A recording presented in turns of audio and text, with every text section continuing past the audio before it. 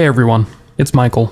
I'm here again to present to you all another special presentation of the podcast. I am actually in the process of moving and was hoping to record a new episode tonight.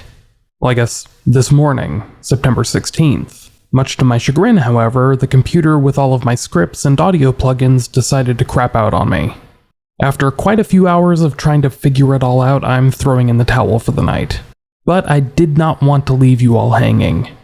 I plan to figure everything out and get back into the swing of things very soon. I have a couple of scripts ready to go that I think you all will find very intriguing and fascinating. But in this episode, I'm going to be bringing you a story from the Resolved archive. A story that some believe may actually be unresolved, but in the eyes of the law is a closed case. I apologize for not having a new episode out, but I do plan to make it up to all of you soon. Until then though, I hope you all take care, and remember, listener discretion is always advised.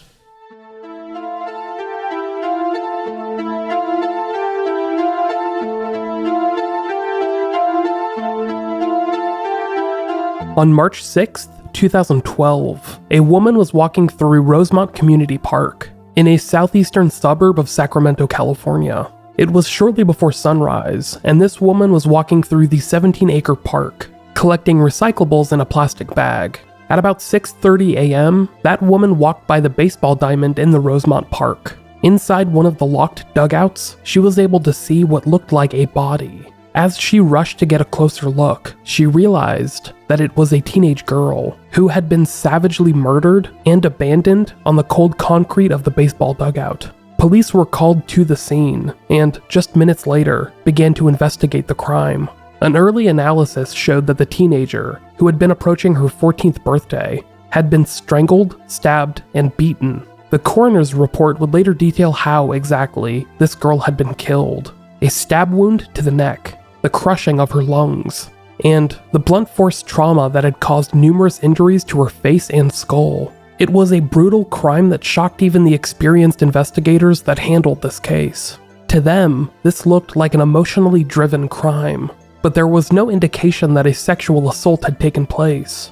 There was not even a sign of an attempted sexual assault. To investigators, this crime seemed personal, but who would murder a 13-year-old girl in cold blood? Over the next several years, police would arrest, charge, and convict a suspect in the murder. However, many continue to doubt the official narrative and believe that the evidence used to convict said culprit was insufficient in establishing his guilt. Some even theorize that police might have convicted an innocent man, allowing the real killer, or killers, to escape justice for this heinous act. All of that, and more, will be explored in this episode of Resolved.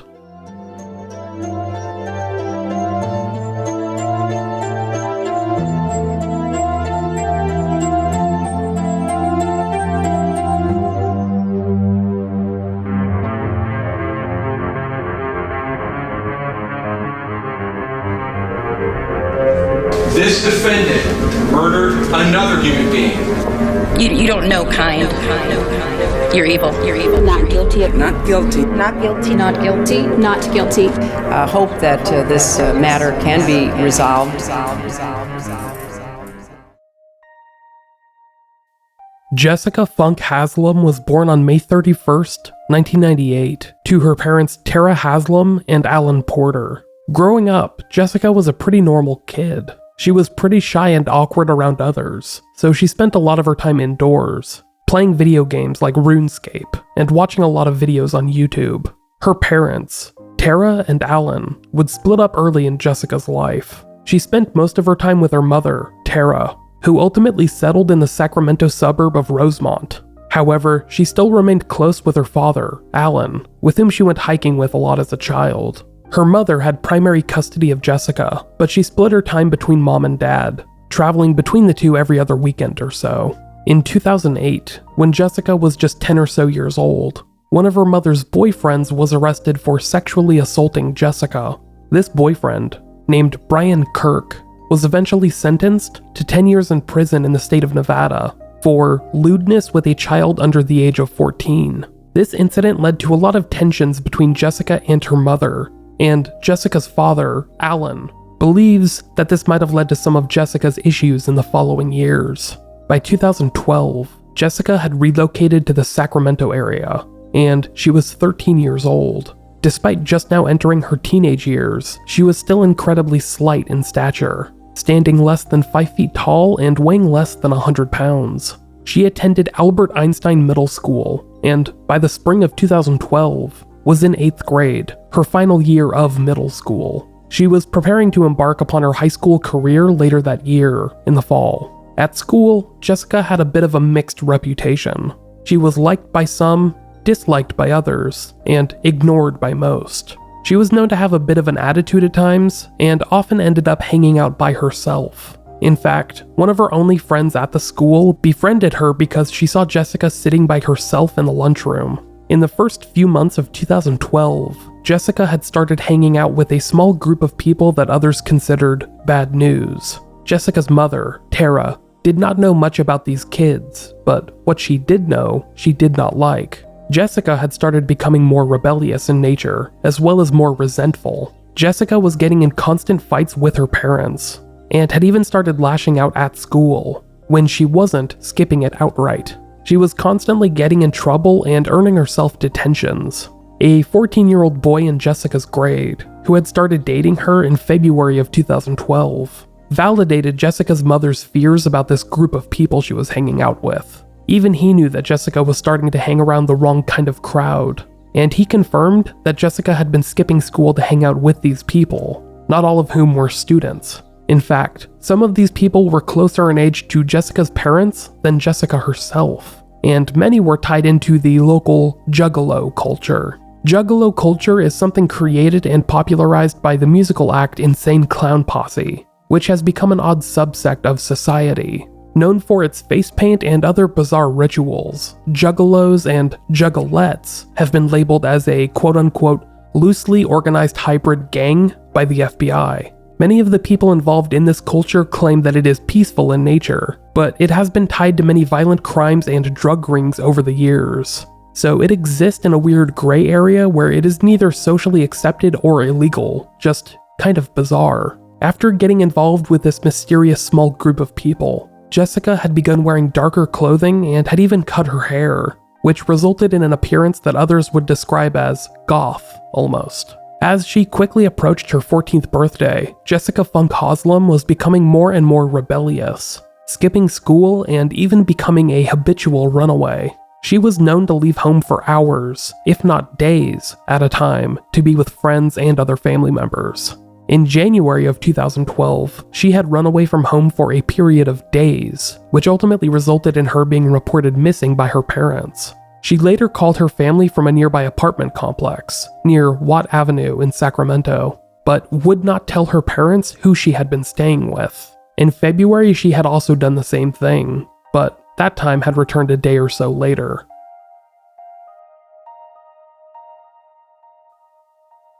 On March 5th, 2012, late on a Monday afternoon, Jessica prepared to head out, wearing a zebra-striped jacket that she had recently become enamored with. Tara, Jessica's mother, later recalled, quote, "She was wanting to go out and see somebody. She wouldn't tell me who." The mother and daughter got in a brief argument when Jessica would not disclose who she was going to meet up with. Tara also did not want her daughter going out, as it was getting dark, but that argument was a total non-starter for Jessica. Tara does not think that drugs or alcohol were a problem, but she did know that Jessica had started hanging around some unusual folks. People she knew that her mother would not approve of, so she simply did not name. The two argued briefly about whether or not Jessica would go out that night, but that argument ended with Jessica storming out of the apartment without her cell phone. Tara believes this was at around 5:30 p.m., but later estimates would put it closer to 6. We know this because Jessica would call her father, Alan, a little before 6 p.m. The two spoke briefly about Jessica moving to his house full-time in the near future, but the two agreed to talk about it later when the school year was approaching its end. Since Jessica did not have her cell phone with her when she left her mother's apartment, we can only surmise that this conversation took place before Jessica left. Security footage was able to follow Jessica's trip over the next half hour or so, as she walked away from her mother's apartment. Cameras showed that she boarded a light rail train not too far away. at the Butterfield and Folsom Boulevard station near her home. This train led her to the Watt and Manlove station a couple of miles away. From there, Jessica boarded a bus, which took her to a location near her middle school, at the corners of Kiefer Boulevard and Huntsman Drive. This was just a couple of blocks away from Albert Einstein Middle School and the 17-acre park that was attached to it, Rosemont Community Park. About half an hour after leaving her mother's apartment, at 6:30 p.m., a security camera facing outwards from a home picked up Jessica walking around a street corner, headed to the Rosemont Park where her body would be found about 12 hours later. That evening, multiple witnesses recall a girl matching Jessica's description arriving at Rosemont Park, where she swung around on the swing set for a bit at around sunset. She is alleged to have spoken to some people at the park, but it did not seem like she knew them. These were strangers making small talk with Jessica, or vice versa. A handful of people would remain at the park as the sun continued to set, but the numbers dwindled significantly around then. Little League baseball practice went on at the park's baseball diamond until 7 p.m. or so, but then everyone involved began to scatter. This left behind just a couple of individuals at the park, including Jessica. It is unknown if any of these other individuals knew Jessica, or even encountered her, but Tony Turnbull, an official with the Sacramento County Sheriff's Department, would later state, quote, "I think she was there for some period of time with somebody she knew and was comfortable with." A witness that lives near the park would recall seeing two people near the park, who arrived at some time between 11 p.m. and 12:30 a.m. This witness claims that they had parked in a parking lot nearby, and then sat on bleachers near the baseball diamond. They reportedly had a flashlight with them, a factoid that stood out in this witness's memory. Justin Gray, another witness that lived near Rosemont Park, claimed to hear a young girl speaking with a man that morning at around 2:30 a.m. Speaking to reporters later on, Gray stated, quote, "I heard some people over there kinda talking. I was like, oh, I better get out of here, and 4 hours later, my girlfriend called me and told me what happened."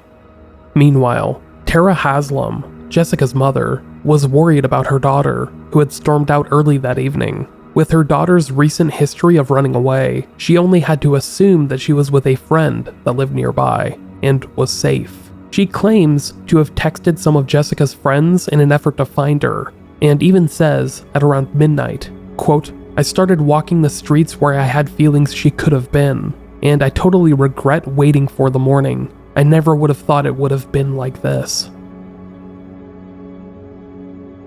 The body of Jessica Funk-Haslam was found in a locked dugout at the Rosemont Community Park by a woman walking through the park who was collecting recyclables just before sunrise. Jessica's body was found in the dugout, which was locked with a thick chain and a padlock. It was very likely that Jessica and her killer had managed to slip in via a small gap in the locked gate, but this gap was incredibly small, leading investigators to believe that the killer had also been small in stature. Jessica was still wearing the clothing she had been wearing the night before, including her zebra-striped jacket. She was still fully clothed, indicating that no sexual assault had taken place. Based on the crime scene, investigators would even state that there was no sign of an attempted sexual assault either. Despite the brutality of the crime itself, determining Jessica's cause of death would be particularly challenging to investigators. She had been strangled, stabbed, and beaten, with contusions to her lower face, her jaw, her chin, the sides of her neck, and her lower extremities. She also had contusions and abrasions on her knuckles, indicating that she had fought back against her attacker. Most of the wounds to Jessica had come to the right side of her body, indicating a left-handed person had attacked her. The only wounds that seemed to come to the left side of her body were head wounds, which implied that her head had been directed towards an object, perhaps the ground itself, by a left-handed person. Jessica's body would remain at the park, in the dugout, until later that afternoon. As investigators tried to learn as much about the scene as possible, police had quickly learned her identity and forwarded her name and information to local officials, who began to disseminate this info to others in the region. The day that Jessica Funk-Haslam's body was found, officials at her school district sent out automated phone calls to the parents and guardians of students. After all, not only had a student of the school district been brutally murdered, She had been murdered just a short distance away from school property, with Albert Einstein Middle School and Rosemont Community Park being attached to one another. While police investigated the scene of the murders just hundreds of feet away from where class was gathering for the day, school officials arranged for crisis counselors to be present at the school. They were there not only for fellow students, but staff and faculty that were equally heartbroken and shocked. Later that day, a candlelight vigil was held just a short distance away from where Jessica's body had been found. This was attended by family members, friends, and others that knew Jessica, and was followed by a community meeting at the Atonement Lutheran Church, where Sergeant Jim Barnes of the Sacramento County Sheriff's Department spoke with the public, not only about the murder, but what everyone can do to help. Afterwards, Jessica was remembered by those that knew and loved her, including her parents and her friends. Kirsten Brown, one of Jessica's friends, remembered her as the type of friend that could make anyone laugh and smile in the worst of times. Quote, "It's definitely going to be different without her, but we'll get through. I know we will." The investigation into the murder started the morning that Jessica's body was discovered, March 6th, 2012. It began in the baseball dugout where her body was found, and began to spread out from there, eventually stretching out into other areas of Rosemont Park, even towards Albert Einstein Middle School. Police would later reveal the findings of the coroner's report, indicating that Jessica had been beaten, stabbed, and asphyxiated, but would not reveal which, they believed, happened first. They did disclose that no sexual assault had taken place or been attempted, indicating that this was not just a crime of opportunity. It was more likely that this crime was personal in nature, committed by someone that knew Jessica. Police publicly theorized that whoever had killed Jessica had likely been with her for several hours at the park. Investigators would prove to be incredibly stingy with what information they would release to the public, even years after the fact, when the case was already solved.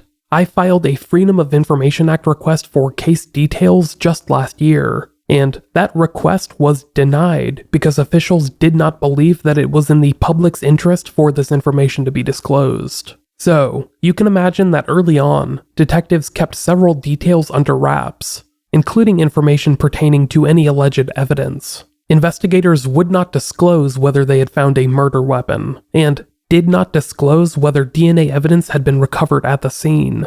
However, evidence that they did recover would become incredibly vital later on, including cigarette butts that were found in the dugout alongside Jessica's body. More on that later. As part of their extensive canvass of the region, police were able to find security footage from private residences in the area. This is how investigators discovered the footage of Jessica walking to the park at around 6:30 p.m., which aided them form the timeline of events. Investigators also found security footage from later that evening, at an undisclosed time.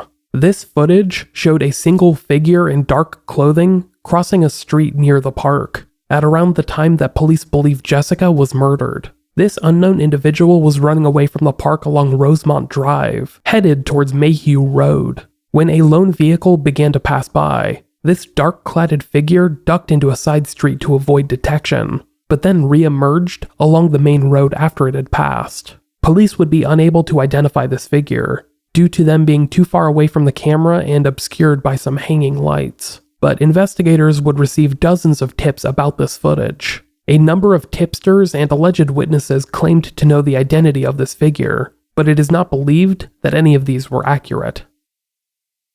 In the immediate aftermath, police conducted a pretty thorough canvass of the area around Rosemont Community Park. This was primarily a residential area, but there were a number of businesses a few blocks away. Unfortunately, most of the businesses were closed at the time of the death, so there wasn't much information that could be gleaned from them. The houses around the Rosemont Park provided police with a number of witness statements, however, which provided police with a number of investigative leads. A woman that lived in the area claimed to have heard a loud screaming sound at around 9 p.m., which was confirmed by several other witnesses, who also heard screaming in the park between 8 o'clock and 9 o'clock p.m. Some of these witnesses recalled hearing a male voice shortly afterwards, but could not provide any details on what the voice said. When asked about the details of the screaming sound, Tony Turnbull of the Sacramento County Sheriff's Department stated, quote, a very short duration scream of 2 to 3 seconds and was unlike any other playful scream. Because of the reports of the scream, investigators believed that Jessica had likely met her fate during that time period, 8 and 9 p.m., on the evening of March 5th. Investigators began to interview people that had been at the park that evening, including groundskeepers, Little League teams, and even families that frequented the playground.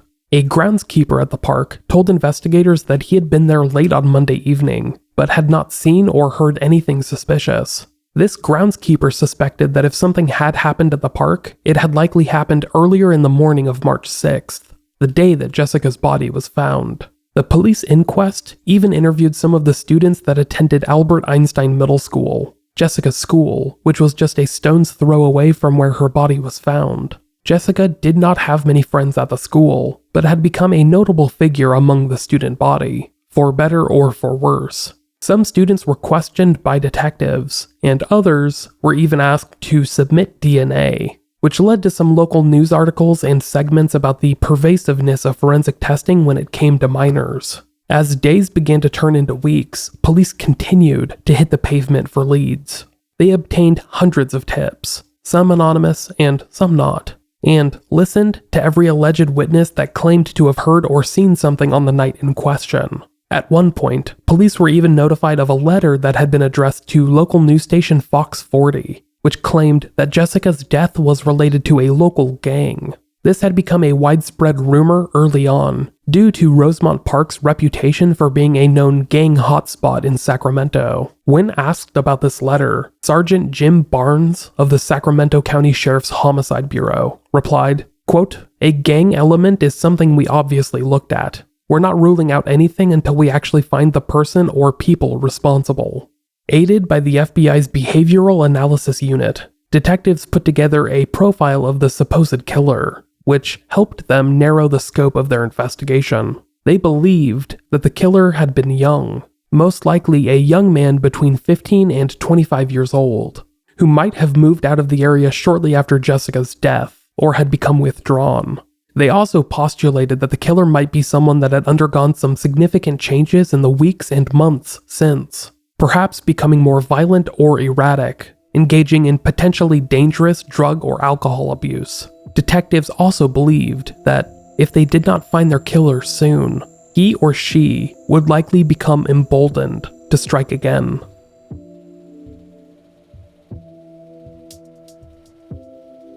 One of the leads that surfaced over the span of the investigation came about due to Jessica's interest in juggalo culture, which had brought her in close contact to self-described juggalos and those that were involved in their social circles. This included a girl from Jessica's school, who was known as one of Jessica's only friends.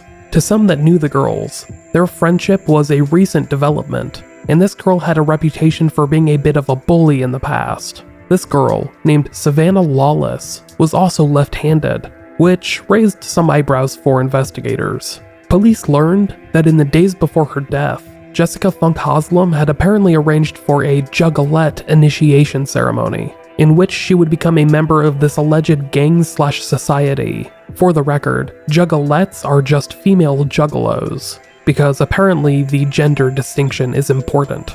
However, according to these same reports, Jessica never showed up for this initiation into Juggalo society, which some believe may have led to some resentment by those that were spurned.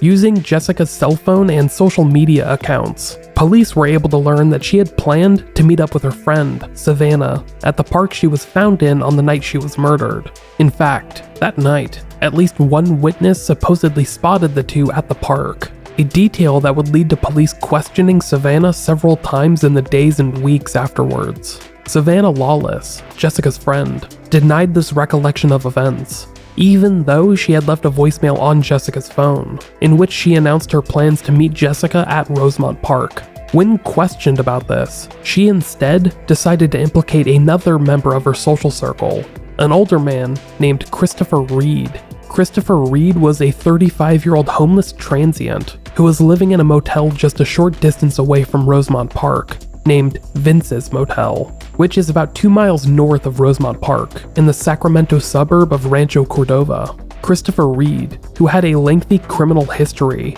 also had, quote, an obsession with knives, according to documents later submitted to the state court. 3 days after Jessica's murder, on March 9th, 2012, Christopher Reed was arrested by Sacramento County Sheriff's deputies on an outstanding warrant. He was held and questioned about Jessica's murder, and during this questioning, he was unable to account for his whereabouts during the time period that Jessica was killed. He also presumably lied about knowing Jessica, or having any kind of personal connection to her, but police would be unable to definitively prove that lie in the following weeks. Reed was implicated in Jessica's death not only by Savannah Lawless, with whom he shared a connection through his friendship to Savannah's parents and her family friends, but by another witness that reported overhearing a phone call between Reed and Savannah. This phone call reportedly involved the two meeting up with Jessica at Rosemont Park on the night of her murder. Additionally, multiple statements by other eyewitnesses had created a timeline, which implied that Reed had been at the scene of the crime, providing a blanket for an unknown purpose. Unfortunately, it seems like these eyewitnesses ultimately recanted their statements, which led to the rather flimsy case against Christopher Reed falling apart. Reed was investigated extensively in the following weeks and months, but police could find no definitive link back to him, or to Jessica's friend, Savannah Lawless, who had been similarly implicated in her death. There seemed to be no DNA evidence of either at the crime scene, and with the only other major evidence proving shaky, in particular the eyewitness testimony of junkies and juggalos, the two seemed to have been cleared in the months after Jessica's murder.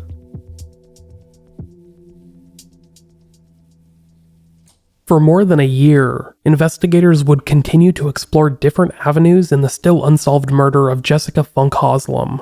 They looked through all of Jessica's known acquaintances, unsuccessfully trying to find a link to an individual with a possible motive or violent tendencies. By September of 2012, more than 200 homes in the region around Rosemont Park had been canvassed, with police following up on more than 300 leads in the case. Hundreds of individuals had been spoken with dozens of persons of interest being interviewed and submitting DNA. Yet, by the end of the year, months after Jessica's death, police had no active lines of inquiry in the case. Even in public, police officials feared that the case was nearing cold status, but hoped that could change in the near future. Soon, the 1-year anniversary of Jessica's murder came and went, and investigators were looking at another year of non-activity in the case.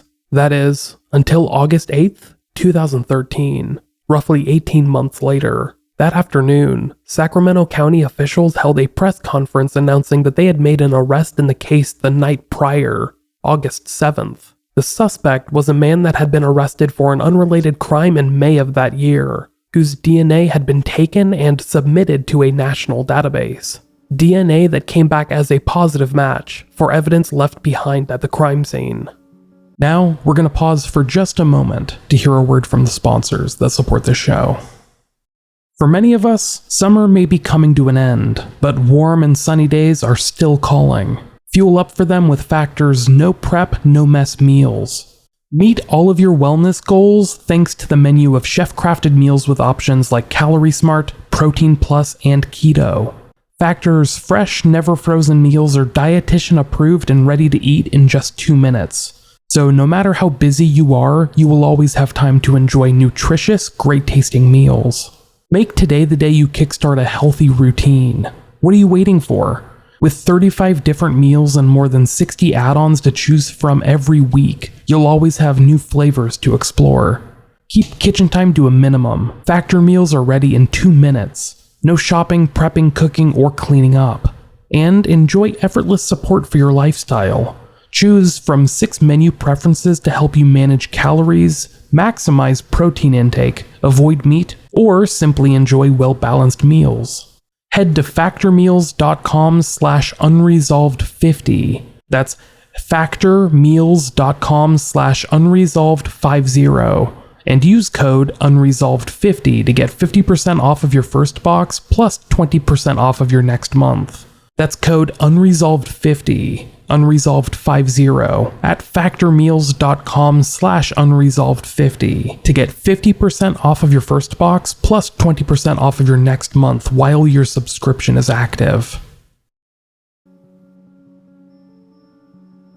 Ryan Douglas Roberts was a 23-year-old native of Sacramento, California, who lived in Rosemont, California, less than 2 miles away from Rosemont Park. Professionally, he worked in restaurants throughout the region, working as a dishwasher at an establishment named Iron Steak at the time of his arrest, who was also married and loved being outdoors. In May of 2013, Roberts was arrested in a domestic violence incident, an incident where no charges would be filed.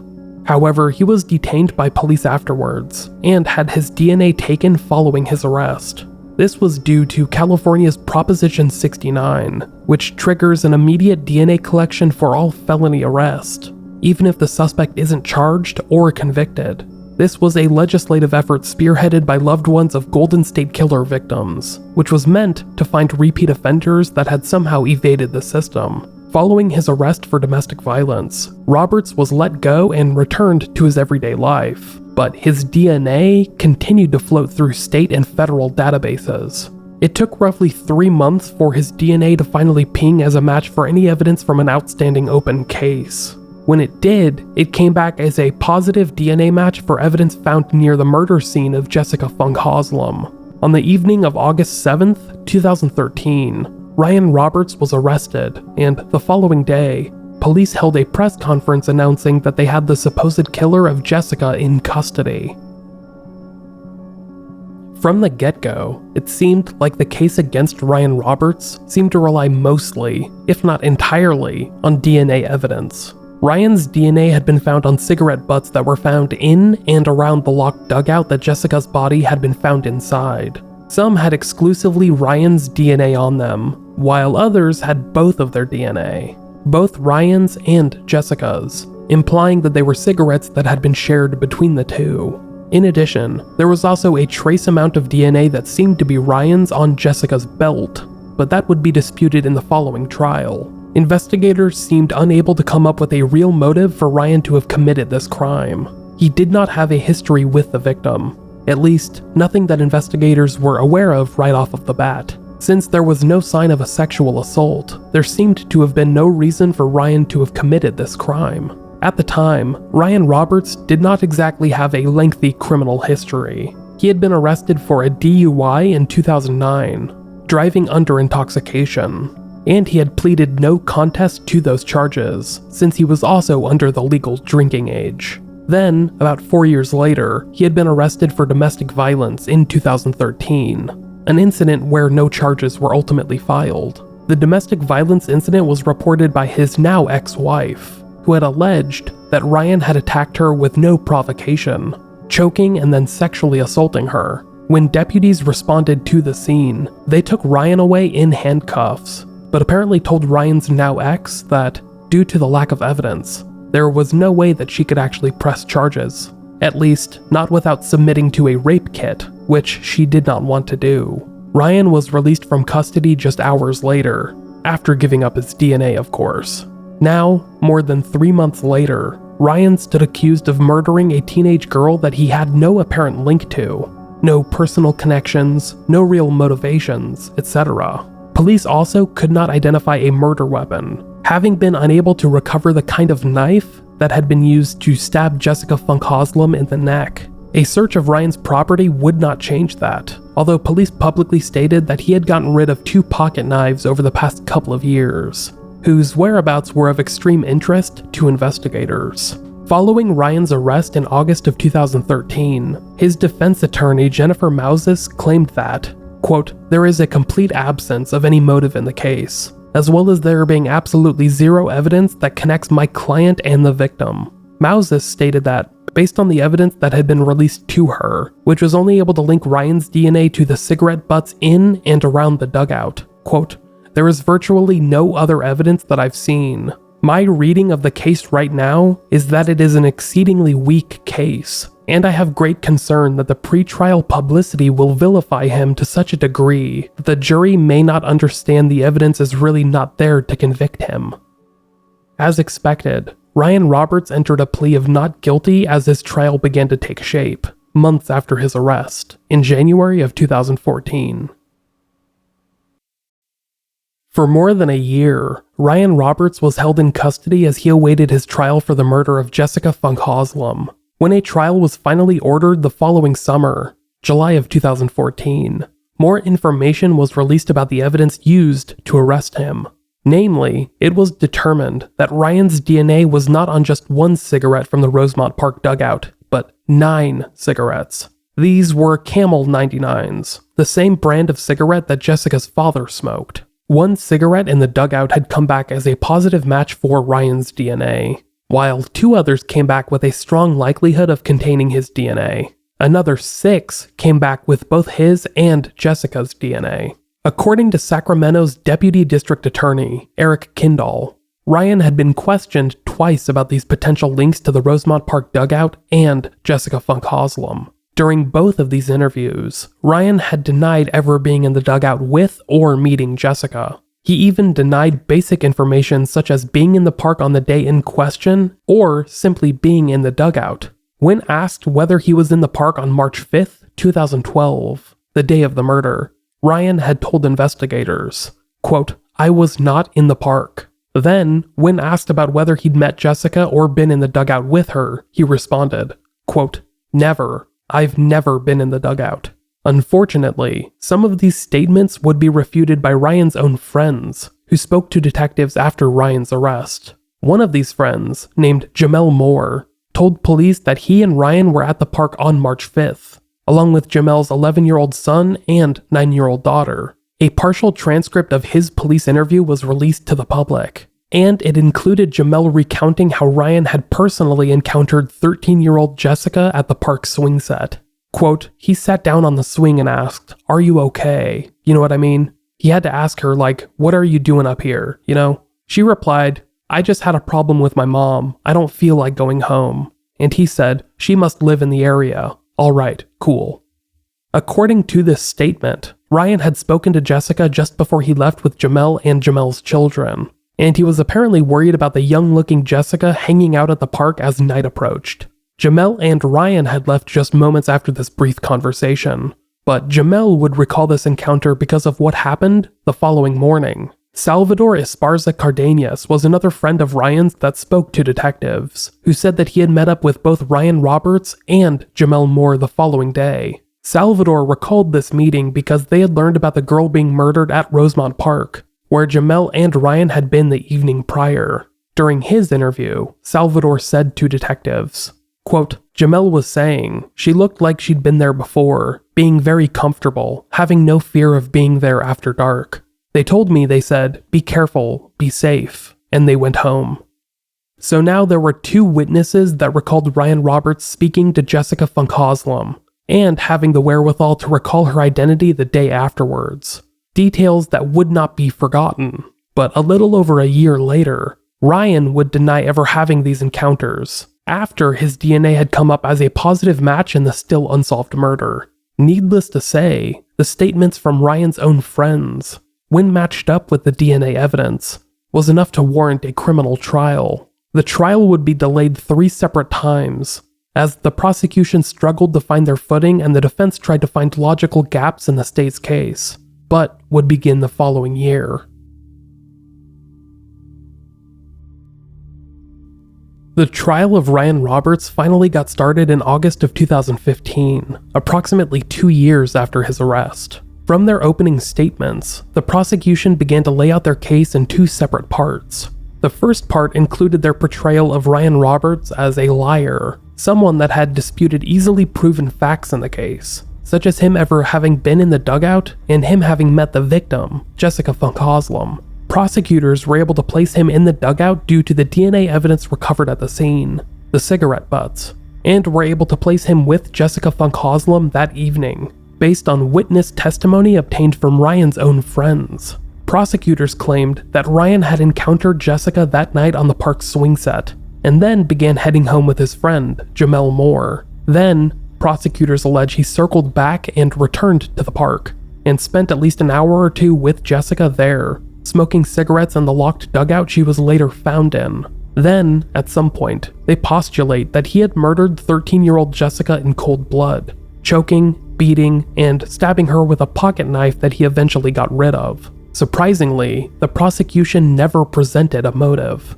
They only ever insisted that the motivation for this killing was, quote, as old as time. He's a man and she's a woman. To the prosecution, that seemed to be that. They had no evidence of a sexual assault having taken place, or even an attempted sexual assault.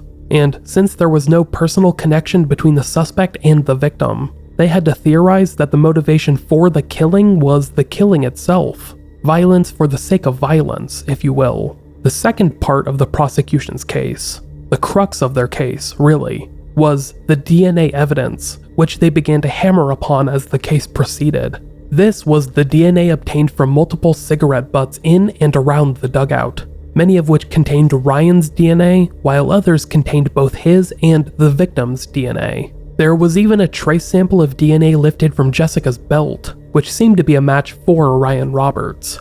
Even though no sexual assault had taken place, prosecutors claim that this was definitive proof of contact between the two, although the defense would argue against that later on. In short, the prosecution's case tried to establish Ryan's reputation as a violent individual who had lied to investigators about basic facts, who had DNA evidence placing him at the crime scene, and witness testimony placing him with the victim on the evening she was murdered. They argued that Ryan had been at Rosemont Park that evening, smoking cigarettes with Jessica in the dugout where her body was eventually found the following morning, March 6th, 2012.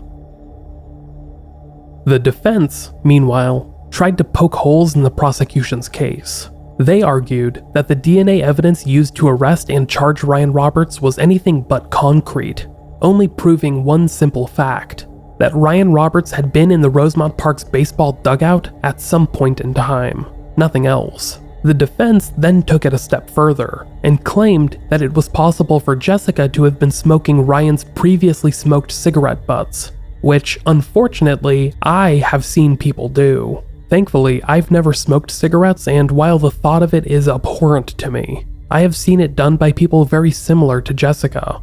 In particular, teenagers that had no money or cigarettes of their own. The defense also pointed out that the DNA found on Jessica's belt wasn't substantial enough to be a positive match, having been a trace sample of DNA that would match roughly 1 in 500 people of a non-specific gender. This was a big deal because the Sacramento metropolitan area has a population upwards of 2 million people, making this a DNA sample that can match up with roughly 3,600 individuals from the immediate area alone. As such, defense attorneys argued that positively identifying it as Ryan's was a bit disingenuous. Defense attorney Jennifer Mouses also spoke out about how Ryan and Jessica did not know one another, with there being no sign of an attempted sexual assault, and police being unable to successfully link the two other than a chance encounter that evening. There seemed to be no motive for the crime whatsoever. To try and point out the logical fallacies of this case, Mouses argued that the more plausible case was against Jessica's middle school friend, Savannah Lawless,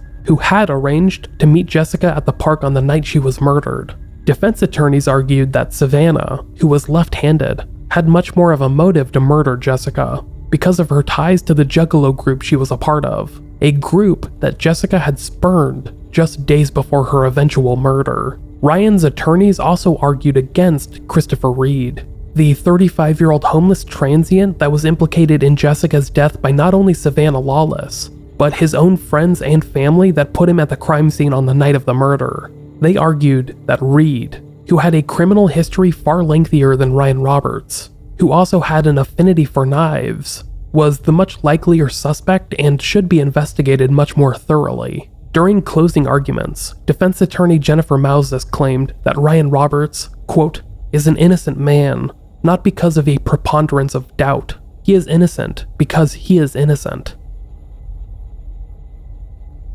During the trial, several witnesses were called to the stand to testify for the defense and the prosecution. In some instances, the witnesses were called to provide a simple accounting of fact. One female witness that lived near the park, who would remain nameless in publications, claimed that on the night of Jessica's murder, she had heard a prolonged scream, which likely came from a young female. She also claims that, following this scream, she heard two men conversing with one another in abrupt tones, shortly before leaving the scene quickly in a vehicle. Dr. Gregory Rybar, a forensic pathologist for the Sacramento County Coroner's Office, spoke at length about his findings in the case.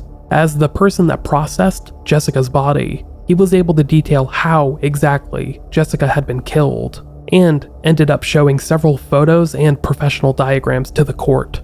In a shocking moment, Dr. Rybar testified to finding a hickey on Jessica's body, which caused an audible gasp from some of Jessica's family members. It was believed that the hickey had been given to Jessica by her middle school boyfriend earlier in the week, but it was still a shocking moment for Jessica's loved ones to have to hear in court. The most shocking testimony, though, came from Jamel Moore, Ryan's friend, who testified in addition to his two children. Jamel had been with Ryan at Rosemont Park on March 5th, 2012, and testified to certain details that he had already told detectives. How he and Ryan had encountered Jessica just hours before her death at the park swing set, shortly before leaving. He claimed that the following morning, he had received a call from a friend about a young girl being found at the park he regularly took his own children. Quote, "We went into shock. It was a moral thing for us. We didn't do our job. You see the child, and in hindsight, I wish I had told her to leave. The fact that this was the outcome and we were the last to see her, there was a shock factor. We were supposed to save her, and we didn't." Jamel was unable to provide the court with any kind of smoking gun, but provided proof for what prosecutors had already alleged: a brief connection between Ryan Roberts and Jessica Funk-Haslam, which he had denied to both investigators and to the court. It was a link between the two, a tentative one at best, but a link nonetheless. Jamel's children also testified, who had been 11 and 9 years old at the time of the murder. 2 years later, they testified in court and verified their father's account, even though the two changed minor details in their testimony. They remembered both Ryan Roberts and their father speaking to Jessica on the evening of March 5th, 2012, a date that stood out in Malik Moore's testimony. Malik was Jamel's son, who recalled Ryan showing him a pocket knife earlier that day, which he usually used to cut rope or make repairs to his skateboard. It was reported that Ryan had gotten rid of that knife shortly after the murder of Jessica Funk-Haslam, leaving the court with the implication that it might have been the long-lost murder weapon. On September 21st, 2015, after weeks of testimony from police officials, witnesses, and forensic experts, a verdict in the case was prepared. Interested parties filed into the courtroom, eager to hear the decisions made in the case by the jury. As the verdict was read, 25-year-old Ryan Roberts stared straight ahead, knowing full well that his life was being decided in these precious moments. That afternoon, Ryan Roberts was found guilty of murder in the first degree. His sentencing would follow in the coming months, but he was looking at spending the better part of his life behind bars, if not the entirety of it. As the sentence was read, family members seated behind Ryan began to act out emotionally. This included an outburst from Ryan's sister, Shannon, who ran out of the courtroom in tears, sobbing uncontrollably. His mother, Tammy Roberts, would vent to eager reporters in the aftermath of the trial, calling it a quote-unquote complete travesty, and pledging to appeal the verdict in the coming months. One of the jurors in the case spoke to reporters afterwards, identifying herself as local woman Nancy Daly. She claimed that the lack of any motive put forward by the prosecution had irritated some of her fellow jurors. However, ultimately, it had not deterred them from convicting Roberts, as they viewed the evidence as incredibly solid.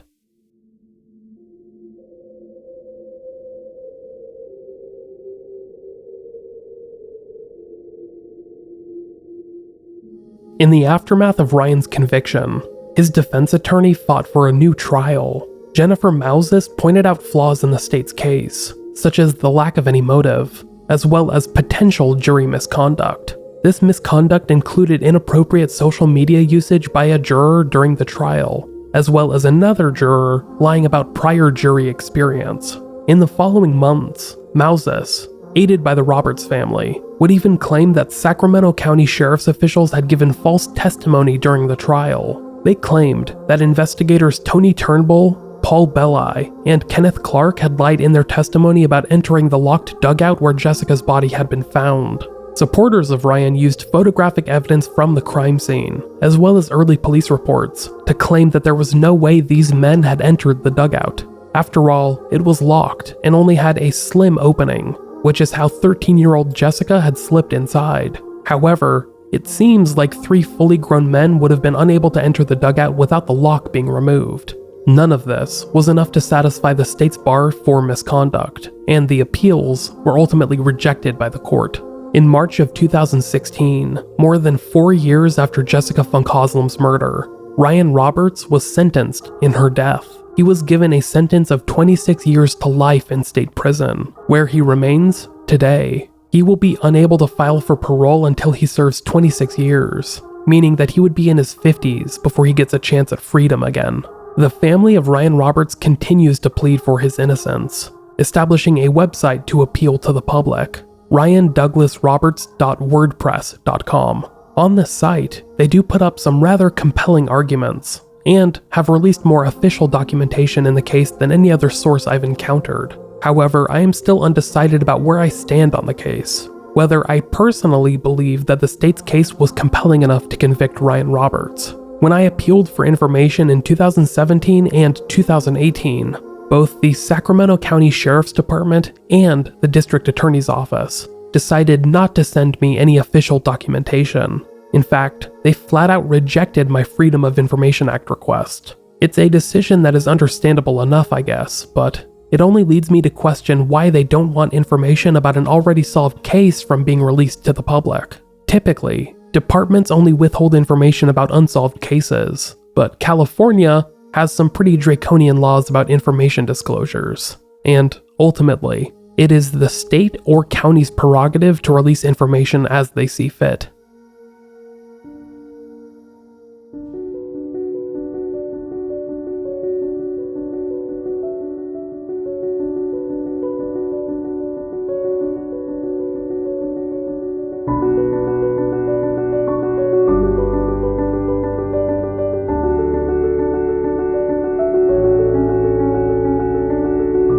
In the wake of her death, Jessica Funk-Haslam, the teenager, the rebel, the girl herself, has almost been forgotten, becoming a footnote in other people's stories. She is unable to grow up, change and evolve as a person, gain interest and dislikes of her own, attend high school, start a family, etc.